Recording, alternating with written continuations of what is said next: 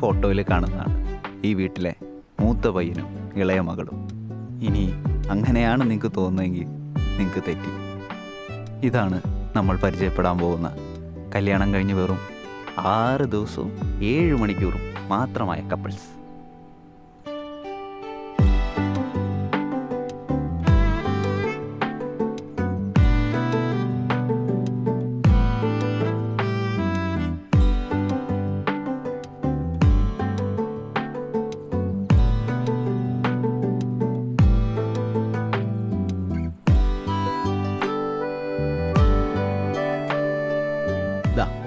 ഇതാണ് ഈ കഥയിലെ നായിക ആര്യ.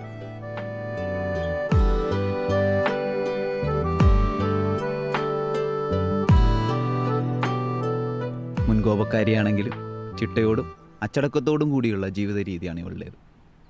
എന്നാൽ ഇതാണ് ഈ കഥയിലെ നായകൻ സച്ചിൻ. എന്താണോ ആര്യ, അതിൻ്റെ നേരെ മറുപുറമാണ് സച്ചിൻ. ചുരുക്കി പറഞ്ഞാൽ ആര്യ ഒരു കവിതയാണെങ്കിൽ നല്ല അക്ഷരത്തെറ്റുള്ള ഒരു കഥയാണ്.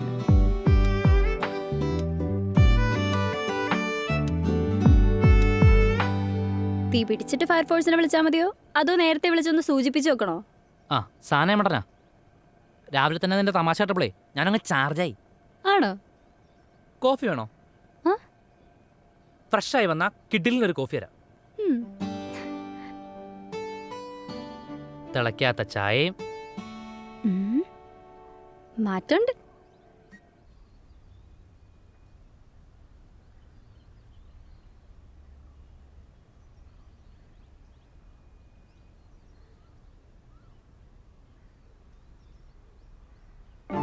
സച്ചിനെ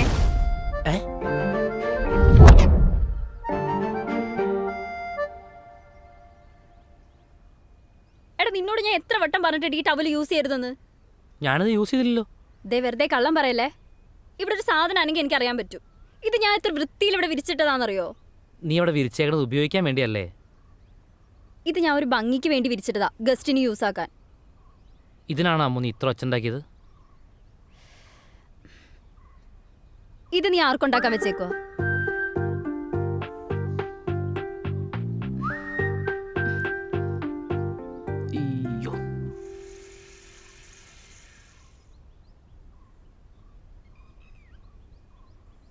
അതിനും എന്റെ കൈ തന്നെ എത്തണോല്ലേ?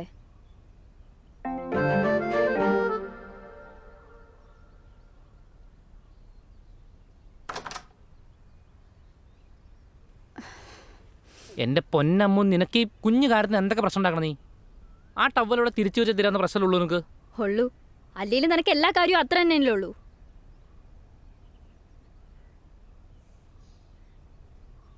ഇതെന്തിവിടെ? ഏത്? ആ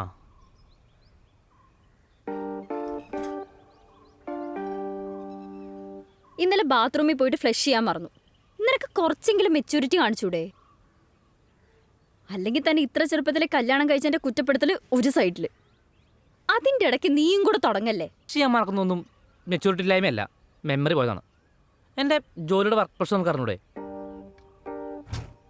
അതിന് നിനക്കെവിടെ ജോലി? ജോലി കിട്ടുമോ ഇല്ലയോ എന്നോർത്തുള്ള പ്രഷർ, അതാണ് ഞാൻ ഉദ്ദേശിച്ചത്. അല്ലാതെ മെച്യൂരിറ്റി ഇല്ലാത്തതല്ല.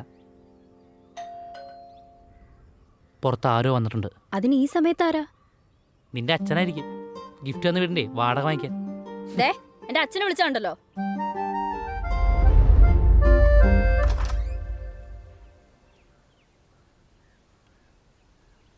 ചേട്ടാ, ഒരു പാഴ്സൽ ഉണ്ടായിരുന്നു. ആ ഗെയിമിങ് ചെയറല്ലേ? എത്ര നാളെ ഓർഡർ ചെയ്തിട്ട് ഇപ്പോഴാണ് വരുന്നേ? ഞാനേ പൈസ എടുത്തിട്ട് വരാം. അയ്യോ, ഇതായിരിക്കുമല്ലോ നിന്റെ മെച്യൂരിറ്റി. അയ്യോ, കോഫി. ഉയ്യോ,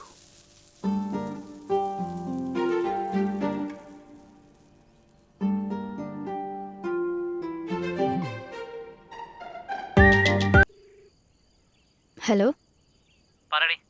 വീടിന്റെ കീ എവിടെ? നീ നേരത്തെ എത്തിയോ? 10 മണിയാവുന്ന പറഞ്ഞിട്ട്. എനിക്കാകെ ഒരു തലവേദനയൊക്കെ പോലെ, അത് കാരണോണ്ട് ഞാൻ നേരത്തെ ഇറങ്ങി. അല്ല, സാറ് രാവിലെ പോയതാണല്ലോ, ഉച്ചയ്ക്ക് മുമ്പേ വീട്ടിലുണ്ടാവും എന്ന് പറഞ്ഞിട്ട്. ഞാനൊരു ഫ്രണ്ടിനെ എയർപോർട്ടിലാക്കാൻ വന്നതാ. നീ ഫ്രഷ് ആകുമ്പോഴേക്കും ഞാൻ അങ്ങെത്താം. ഞാൻ വന്നിട്ട് ഒന്നിച്ച് ഫുഡ് ഉണ്ടാക്കാം. എടാ വീടിന്റെ കീ എവിടെ? വീടിന്റെ കീ മാറ്റിന്റെ താഴെ അവിടെ അല്ലേ വെക്കാറ്? അവിടെ കാണാത്തോണ്ടാണല്ലോ ചോദിച്ചേ. എടി സോറി, കീ എന്റേലാണ്. നീ ഒരു 15 മിനിറ്റ് അപ്പുറം വീട്ടിലിരുന്നു, ഞാൻ ദേ എത്തി. ശരി.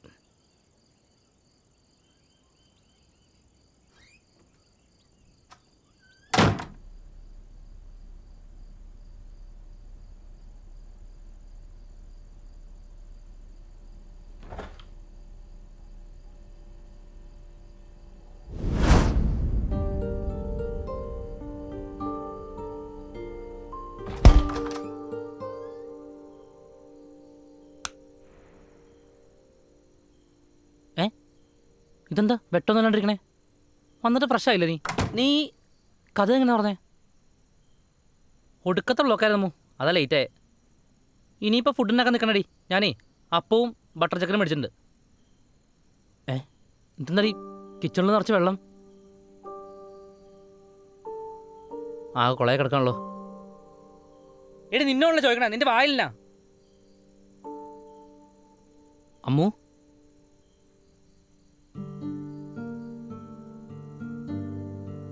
എടി എന്തു പറ്റി? നീ ഓക്കെ അല്ലേ?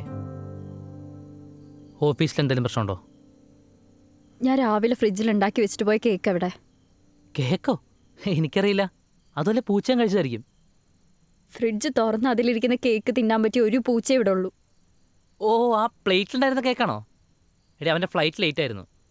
അപ്പോൾ പിന്നെ പുതിയ വീട് കാണിക്കാൻ കൊണ്ടുവന്ന് കഴിഞ്ഞപ്പോൾ കഴിക്കാൻ കൊടുക്കാൻ ഒന്നും ഉണ്ടായിരുന്നില്ല. അപ്പോൾ ഞാൻ ആ കേക്ക് കൊടുത്തു. അതാണ് നിന്റെ പ്രശ്നം. നീ കഴിച്ചതിന്റെ വില എന്താന്ന് നിനക്കറിയോ? വിലയോ? നിനക്കെന്തു പറ്റടി?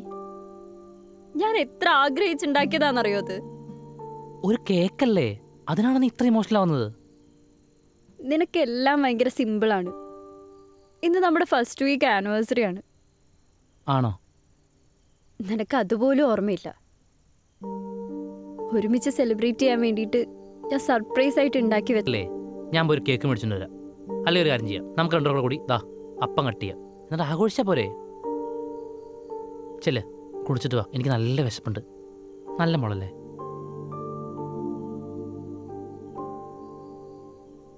പെട്ടെന്ന് തന്നെ, എനിക്ക് നല്ല വിശപ്പുണ്ട്. അമ്മേ, എടി വേഗം വന്നേ. ഇനി എന്നെ കഥ ആരും ഒന്നും ചെയ്യാതിരിക്കണ്ട. ഇങ്ങോട്ട് എങ്ങനെയാണോ അങ്ങനെയുള്ള അങ്ങോട്ടും. ഇനി ഞാനും എല്ലാം സില്ലി ആയിട്ട് എന്നെ കാണുള്ളൂ. ഇവക്കിത് ഐ ഹേറ്റ് യു.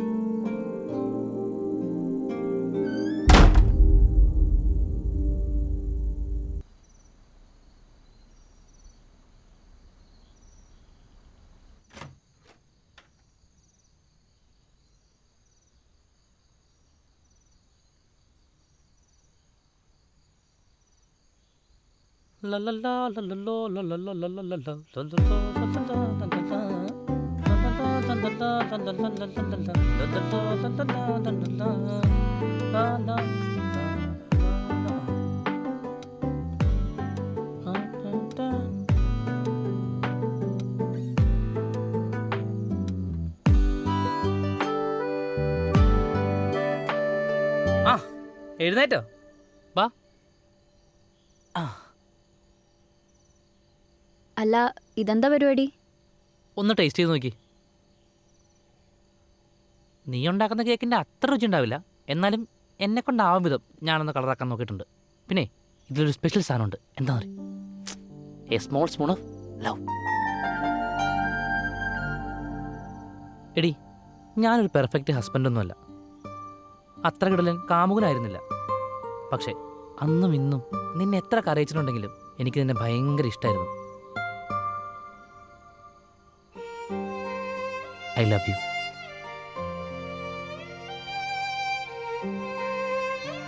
എങ്ങനെയുണ്ട്?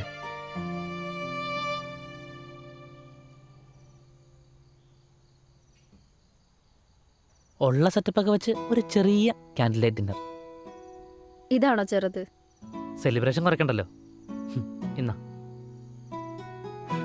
അല്ലെങ്കിൽ ഉണ്ടാക്കിയ ആൾ തന്നെ കട്ട് ചെയ്ത് തന്നാ മതി.